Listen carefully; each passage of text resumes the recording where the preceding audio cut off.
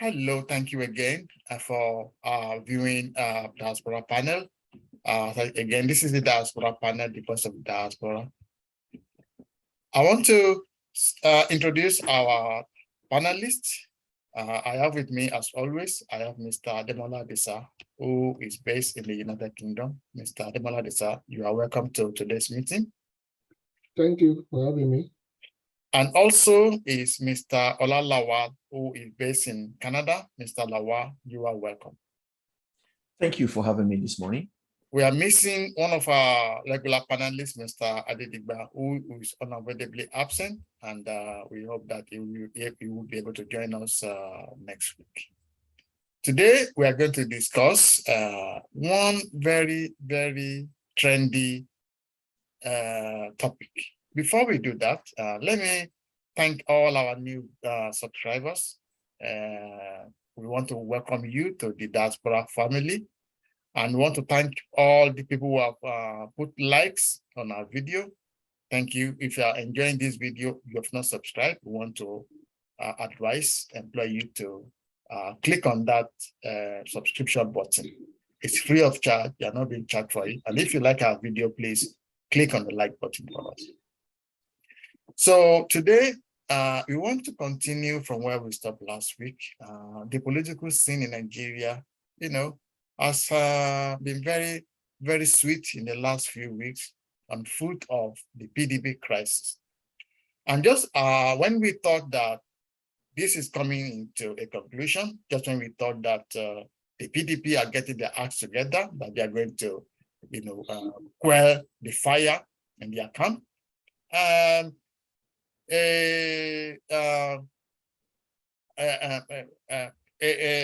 meeting between Wike and some journalists in the last few days actually put more fuel into the fire. In this meeting, Wike was hard. He said so many things, but one main thing that he said was that the chairman of PDP, Mr. Ayu, actually collected 1 billion naira bribe from somebody, that the money was given to him in Lagos. And Governor Wike also said that the money was not given by the Lagos state government for avoidance of any doubt, but was given to somebody in the PDP. And that money did not get into the coffers of PDP. It went straight into Ayu's pocket. And that this money actually influenced how Atiku Vs emerged from the convention as a winner. So this is the fulcrum of what we want to talk about today. So let me start with you, Demola. You listen to that interview by Wike. From the tone of his voice, from the circumstances of that meeting with journalists, do you think that we are seeing the end of this crisis? Or do you think that do you think PDP is done? Thank you, Deji. The environment during that interview with the journalists doesn't show anything that there is an immediate sign of ending to this crisis that is going on in PDP. And why this is so? Because if the injustice that is being inflicted in accordance to Wike's word have not been addressed, then the issue, the crisis will not go away. Wike feel cheated. He felt he was handicapped because the structure of the party was designed against him, not only against him, but against the southern candidate not to emerge from the party confection as a presidential candidate. So his fight from that stone is, their grief is that the party structure was manipulated. It was cheated. The constitution was manipulated. The convention was manipulated. And all this was due to influence of money by a candidate in the during that convention. And that is what we want to be corrected. And the mode that was used and the person that was used in perpetuating this injustice is Ayu. And that is why he think he doesn't fit to be in that position if PDP want to regain their credibility back from who they were before they were voted out in 2015. Thank you very much, Demola. That's a very, very good opening, and that's a good starting point. To go over to you, Shupo. Now, in one of the statements made by Wike, he alluded to the fact that the party chairman, Ayu, was given 1 billion naira. To which Ayu himself has not come out to say, no, that is not true. So, and Wike has even said that, let them come out to say it's no, and then I will bring proof. So, let's assume, as Wike has said, that money changed hands between somebody and somebody, that Ayu was bribed with 1 billion naira, to make sure that somebody emerged, to make sure Atiku Abubakar emerged as a winner of that presidential contest, primary contest.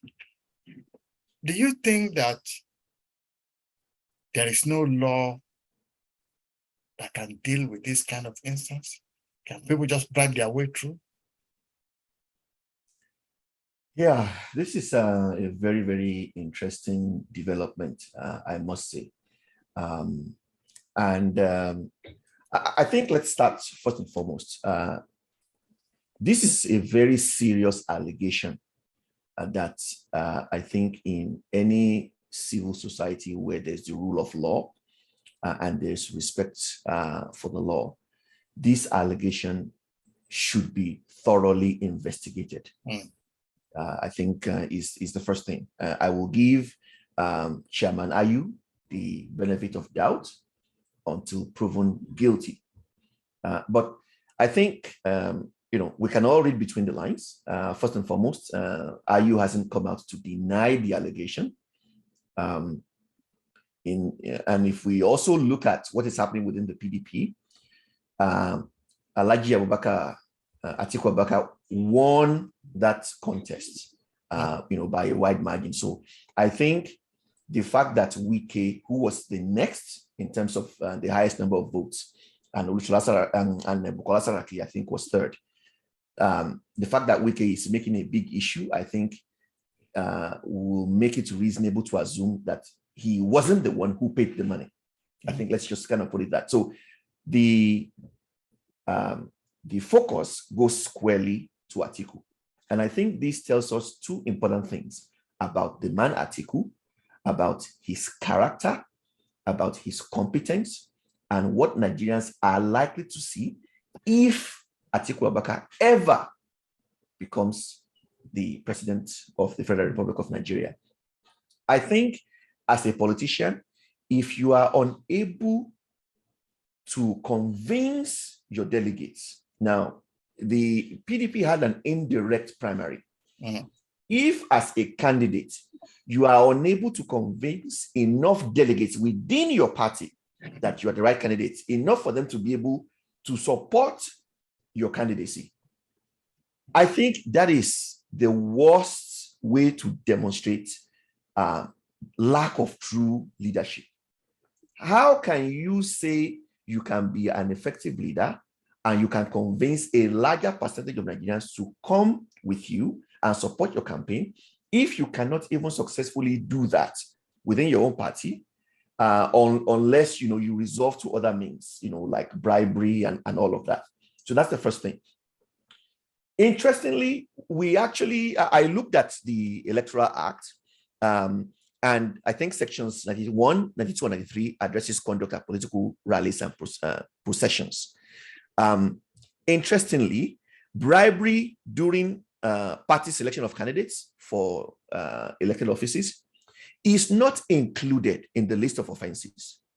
I find that, quite honestly, very interesting. There are, I think, section 121 details, offenses that are considered under the bribery and corruption articles within the Electoral Act. But again, none of those articles speaks to bribery during a party primary. It basically focuses, at least as I understand it, as a layperson, it focuses only on bribery during an actual INEC conducted election.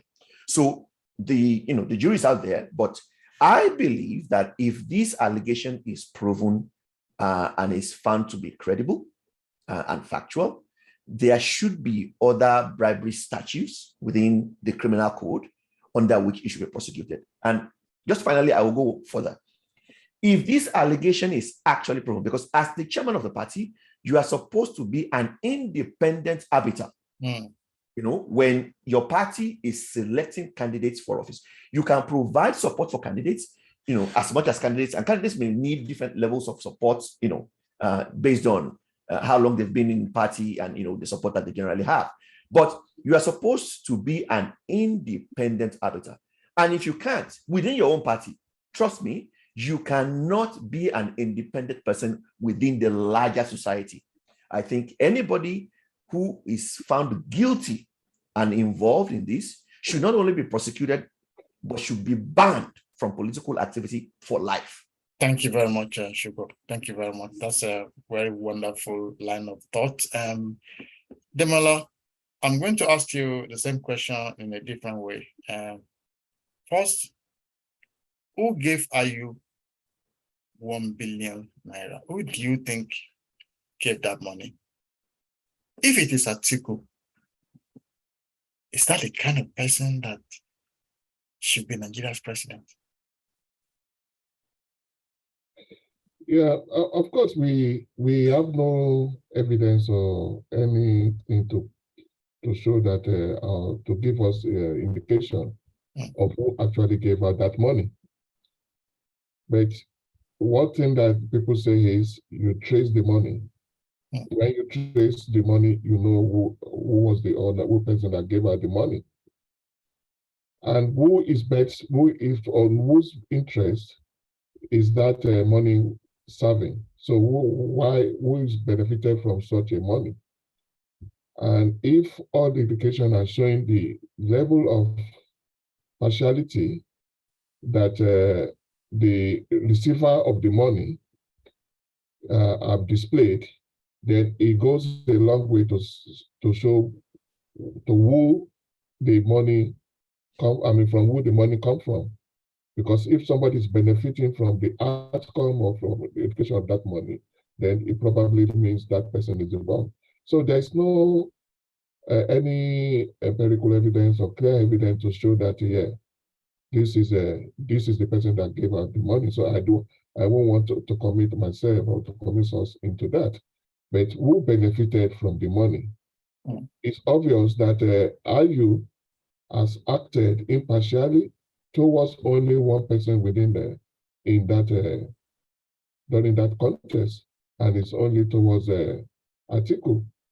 If it's a result of the money or not, I don't know. We are unable to say, but he has shown his partiality and towards Atiku to the detriment of other contestants, and he has acted rather than the party chairman or somebody that is independent and arbiter of the organization or of that convention, but he has acted like an agent of Atiku. He's soliciting support directly from other contestants to step down for Atiku. So the indication, or probable indication, points towards Atiku. Thank you very much, Demola. Super. Listening to what Demola just said, one of the things that Wike actually said was that the party chairman himself was, going around and talking to all the presidential hopefuls to step down for Atiku Abubakar, and was clearly telling them, if you don't step down, then Wike will win. So, which means that he is working from answer to question.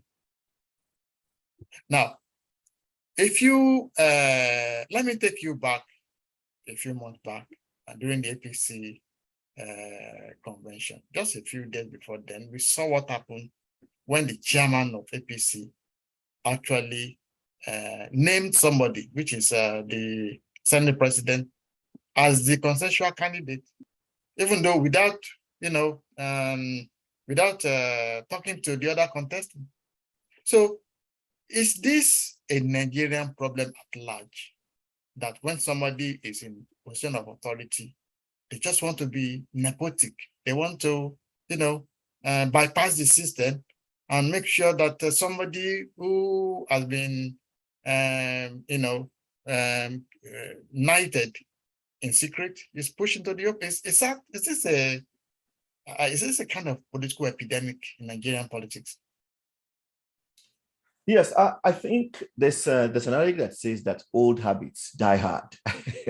I think what you see, which is not surprising, looking at the people that are involved in this, because if you look at the chairman of the APC as well, again, same thing, much older generation, old school, old tactics, and majority of Nigerians who, by the way, I believe about 54% of the voting bloc this time around are young people. They want a different way. They want to be able to choose their leader through a free and fair democratic process, not someone knighting other people or selecting candidates on their behalf. So this is a common problem. And I think what we are seeing, at this time in the Nigerian democracy is the younger generation trying to actually implement true democratic processes where people who vie for offices, bring their campaign, the people will look at what they have to offer, and the people eventually make the final decision. The same issue happened within the APC. I believe the APC was able to self-correct and address that issue. And I strongly believe that is the reason why we are not seeing a very similar issue as we have seen in the PDP happening within the APC, because everybody contested. The people who lost accepted their loss and they moved on. And I think anyone who is engaged in, and they lost fairly. They lost fairly. Yes, it was if you can argue why they didn't make it direct primary. So, but the party overwhelmingly chose to use an indirect primary method, which is acceptable by INEC, and the results are what they are. Candidates accepted and they moved on. So we are not seeing that in the PDP because the PDP actually did something that is not supposed to be done. The chairman, who was supposed to be a free and fair arbiter in that contest, obviously had his own horse in that race and was doing everything possible to make sure that his horse won that contest, which I believe, again, if the allegation is not proven, and I think, as Mr. Desa said, follow the money. If we follow the money, it will lead us to who, where the source came from and who would have benefited. But I think, we're not idiots. I think the fact that Wike, who came second in that contest, is speaking up, I think should tell us that the only person that will have benefited from money changing hands will have been the person who ultimately won that contest, which is Atiku. This is a problem. I think the old generation need to understand that Nigerians have had it. They've had it with self-anointed leaders. They've had it with leaders who keep, bringing themselves and their own people and their own children into power. This is a country of over 200 million people. And we have to understand that the will and the aspirations of the people is much more important than the will and the aspirations of a few, people. Okay, thank you very much, Yuko. Demola, a very quick question.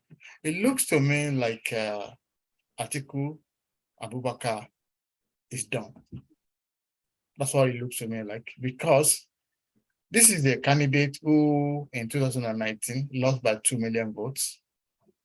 And within all these 10 million votes that he had, the bulk of the votes comes from Southeast and River State. The bulk of the votes came from there. Now, he has lost Peter Obi, who was his vice VP in 2019. Peter Obi is now in the Labour Party, and has a large followership called the Obedient Movement, which includes a vast area of the Southeast. Now, Wike has, come out in an unprecedented fashion, in a war of attrition against his own party. Now, if you are Atiku Abubakar at this moment, will you still be thinking that you'll be next president? Because it looks to me like he's banking on a block vote from the north. He is thinking that's going to win in Borno State and Yobe State, where Shetima is from. He's thinking that he's going to get Lagos, where Tinubu is from. He's thinking that he's going to get Kano State, where you have Kwankwaso, where you have the current governor, an APC governor there. Do you think that Atiku is done for the 2023 election? I don't think so. I don't think so, but the prospect is very deep, but it's not done yet. Why it become more and more difficult for him to win, but in politics, a day is a long time, talk less of 3 or 4 months. So it's still a long journey before the election day, but it's really getting more and more difficult. Why this is so? Let me put it in 3 main ways. One, there are 3 main political states that usually determine the pendulum of power in Nigeria. And that is Kano State, Lagos State, and River State. Most people that come to power, if you don't win the 3, you win at least 2 of the 3. Even though Buhari didn't win River State in the 2 elections, that he still won both Kano and Lagos State. And that is the one that put him into power. The Abubakar or the PDP has always been winning River State. Is their surety always? River States have always been delivering for PDP and any of its presidential candidates. And this is now in jeopardy with the saga with Wike. So if he have to do away with Wike and he think he will still win, is another story now. And where he's going to win it is a very good. Let's look at the development. If he's able to win Kano instead or win Lagos instead. The other side of it is most of the votes for PDP come from the South, because that is why they have more Southern governors than northern governors. So, and these are the people that accumulate the vote for the president. And if these are the people that are fed aggrieved and marginalized by the party, then it becomes more difficult for the party to be sure that the votes will be coming for them from the South. And that is why that is the second part. The third part is if Atiku think the North will be solidly behind him because he's the only Northern candidate, then we need to look at what assurance and is there any indication or any movement that show that the people in APC, especially the northern governors from APC, are ready to deliver the North to Atiku. And if that is not so, then I don't see how he's going to win the North and deliver with the old vote of the words we deliver unto him. So on these three scenarios, it's very, very difficult to see how PDP in general and Atiku as a presidential candidate is able to make a good headway in the coming election.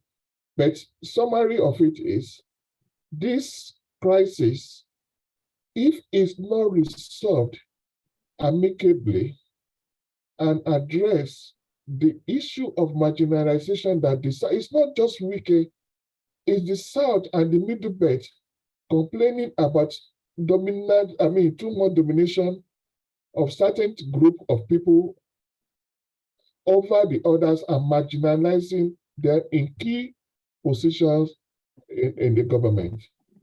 If this is not addressed, then it will even boomerang into more and more difficult problem for PDP and Atiku.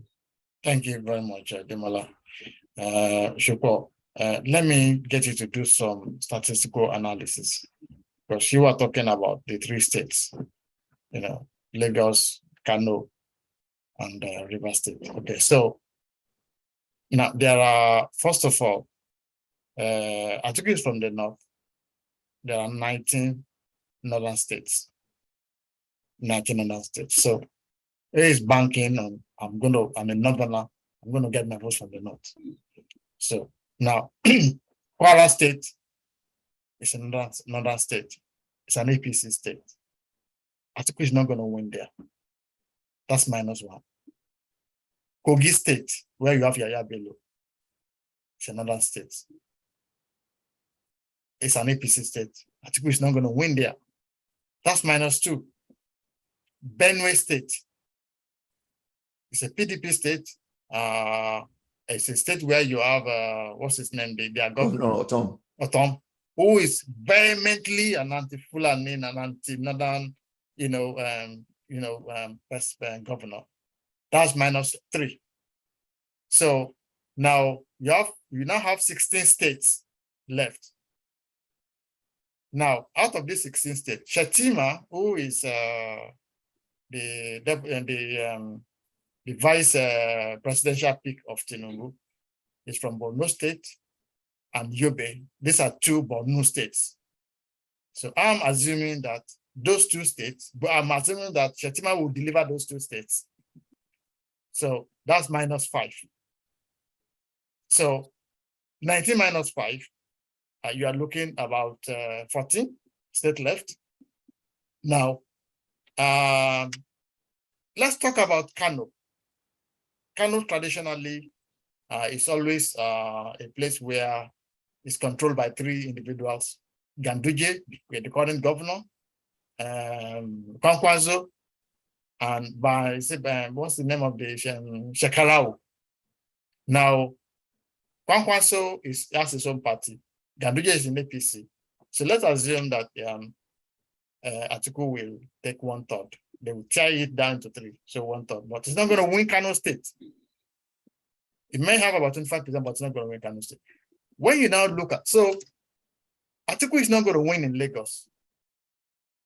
And with what is going on in Rivers State, it's not going to. So when you put Atiku on a scale, do you think Atiku is done? Does he have any path to the presidency? Well, clearly the path, day by day, as we see this play out, is becoming more and more difficult for Atiku, I must say. And I think I will go much further than Mr. Adisa said, when you asked him the last question. I think for Atiku, this is the beginning of the end. Not only for his run, for the presidency, but for him as a politician, and for many reasons. He may fumble and wumble till election day, but I strongly believe that Nigerians will put the final nail to his political coffin by election day, is what is going to happen. The Northwest carries actually the biggest voting bloc amongst all 6 geopolitical zones in Nigeria. So, and Tambuwal is in the PDP and a supporter of Atiku. He may likely get some substantial votes from the Northwest. I will give that to him. In Kano, I think he may do a little bit more than 1/3 because Shekarau has gone back to the PDP. And somehow, I don't know, I don't have any evidence or any proof, but I think ultimately Kwakwaso's structure is going to collapse into the PDP at some point in time, likely in favor of Atiku.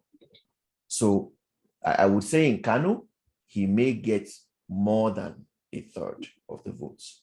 But to your point, the challenges that he has right now is across board in the South. I mean, you needed to see the video of all the Southern PDP leaders when they pulled out of his campaign.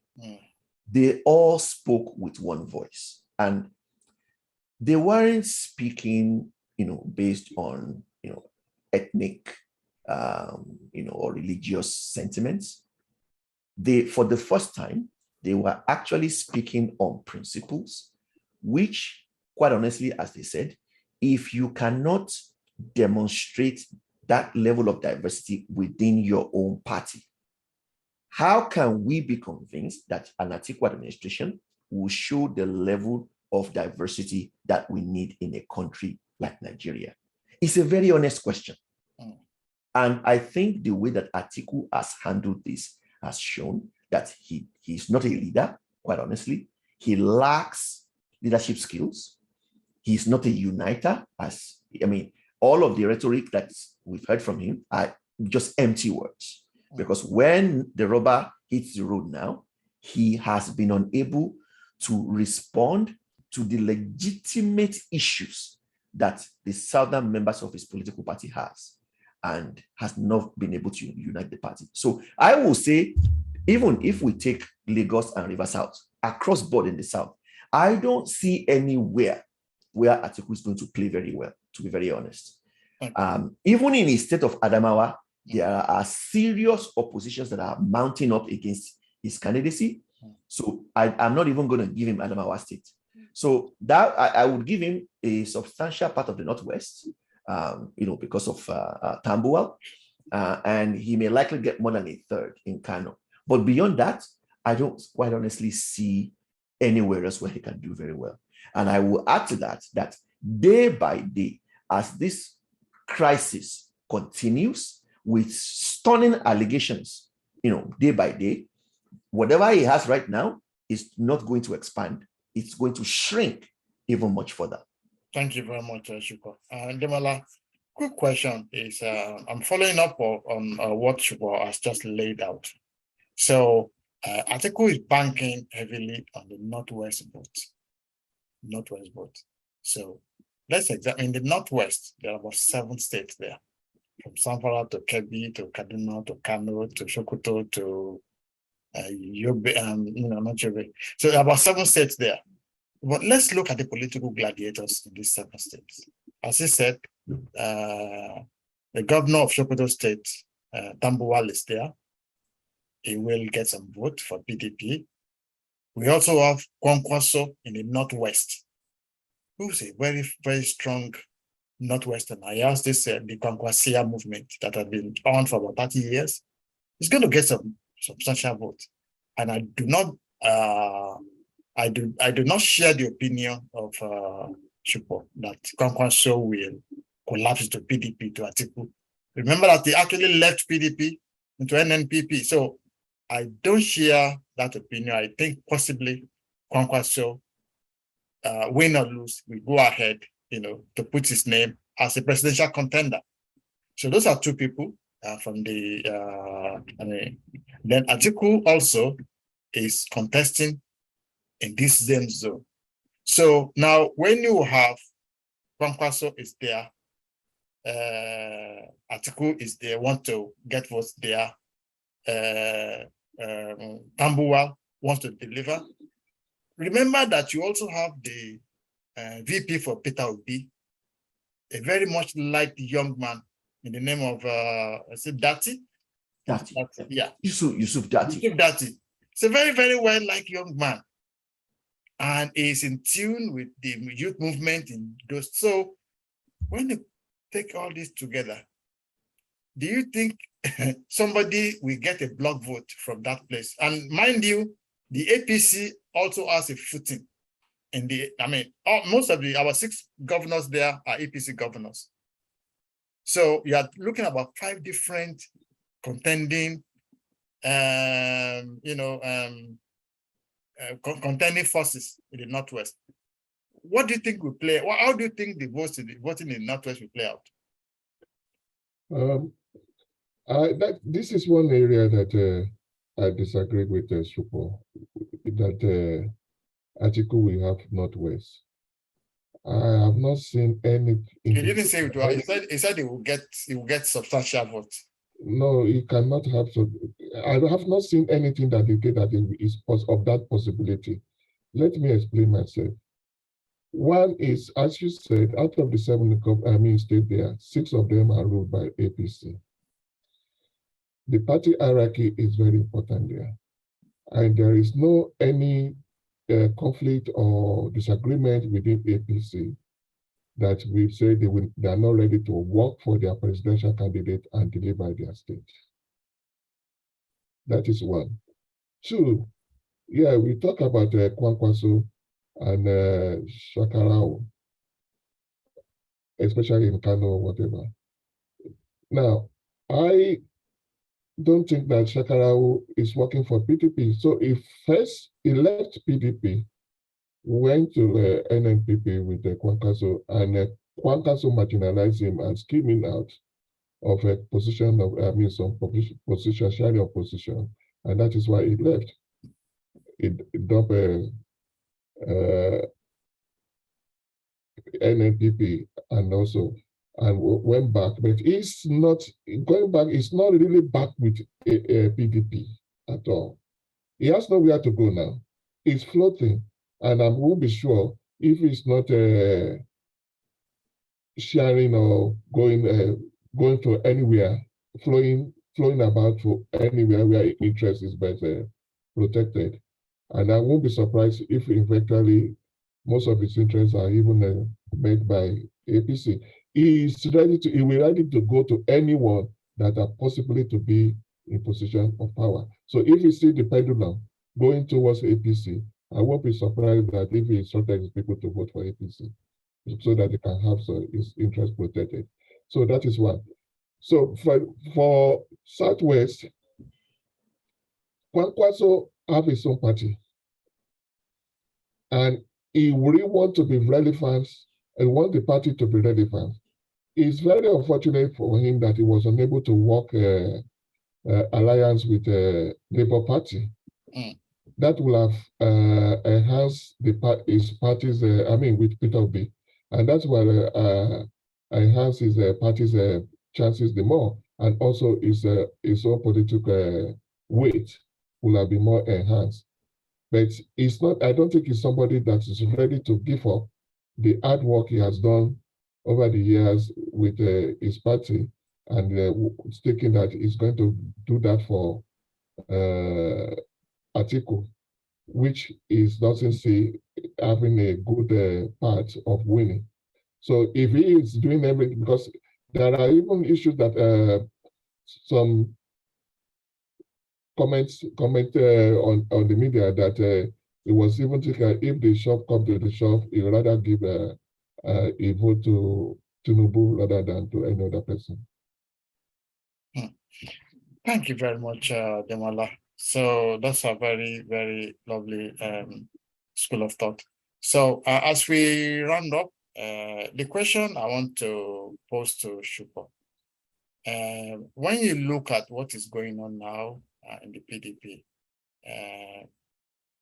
what do you think the PDP should do right now if to checkmate this downward spiral of their fortune? If you are somebody who is close to any of these gladiators, Wike, Atiku, Ayu, and all the people in it, what kind of advice would you be giving them? Yeah, so I think the only advice I would give to the party hierarchy is to listen to the agitations of the Southerners and address those concerns. Because what, as I understand, happened, which is unfortunate, when Atiku Abubakar decided to contest for the presidential nomination, that was the beginning of trouble, I think, for the PDP. If the party had decided that this was supposed to be zoned to the South, they should have stood on those principles and allowed a party member of Southern extraction be selected as the presidential candidate.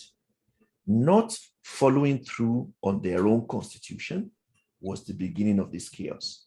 And day by day, because now when Wike's group is saying that Ayu must resign, it is a legitimate request, because otherwise you can as well call the PDP a northern party. And if it isn't, then the party ought to live to its own creed. So that's the only thing I would, that's the only advice I would have for the PDP as a political party, to be able to bring rank and file together. And it is, I think, for the party to really understand the how bad this crisis is. Party members are not even hiding their position. I mean, we have people who are coming out. Just yesterday, I watched another video of a younger party member who, again, has refused to leave the PDP. And this is what I think actually makes the situation really bad. But has said he will support PDP candidates in the local government and the state level, but will vote for Peter Obi at the federal level. That is what we are seeing.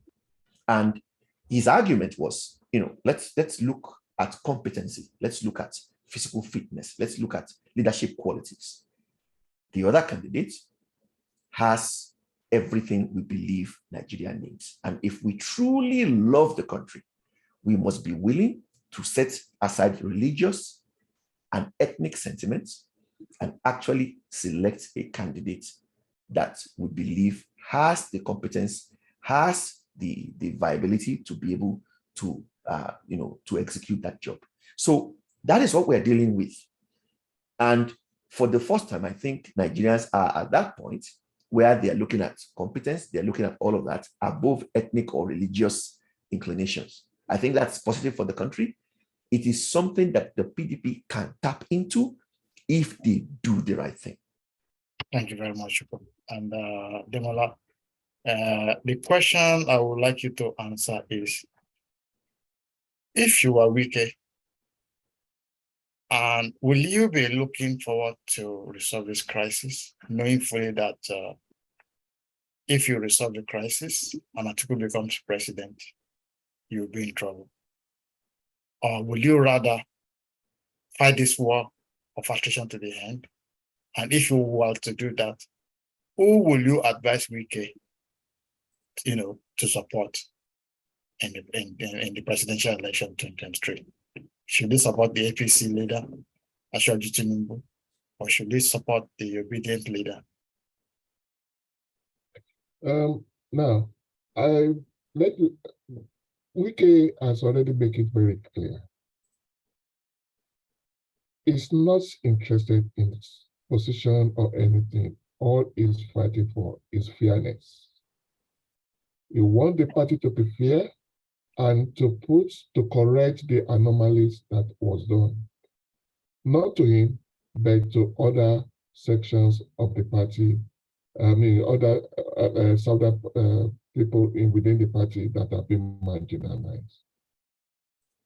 And the simple solution to it, according to him and the honest demand, is for at least to ensure that if we are said we cannot correct the presidential nominee, is already president, okay, but we can still ensure that the party chairman, in accordance to the constitution of the party and the general, consensus within the party, that the chairman of the party and the presidential candidates must not come from the same political geographical zones. And this need to be corrected. If this is corrected straight away, then it's a different story now. Because we have no any excuse not to work for the interest of the party and in favor of the presidential candidate. So the issue of either is working for any other person has not come on yet. Until the party, if the party finally give their solution that no matter what we are saying, we are not going to agree that both the presidential candidate and the chairman is going to be at the north, then they are doing it at their own peril. Because not only Wike is only a symbol of the agitation. The agitation is more than Wike, and the party need to take it more serious. And if it have to be either the chairman or the president candidate have to sacrifice, one of them need to make this sacrifice for the interest of the party. Thank you very much, Demola. So we come to the end of today's deliberation. And I want to thank you, all our viewers. Thank you for watching. And for those who have not subscribed, please subscribe to this channel. It means that when we do the next video, you'll be one of the first people to see our new videos. And please like our video. If you've watched it and you like it, please click on the like button. Everything is free. And today, I want to thank our panelist, Mr. Olashupo Lawal, who is based in Canada. Thank you so much for your wonderful contribution. Thank you. And Mr. Ademola Disa, who is based in the United Kingdom. Thank you very much, Mr. Disa, for being here today, for wonderful contribution also. Yeah, welcome always. To all our viewers again, we hope to see you again next weekend. Thank you all for watching and keep on being viewers, and we hope to see you again next week. Thank you.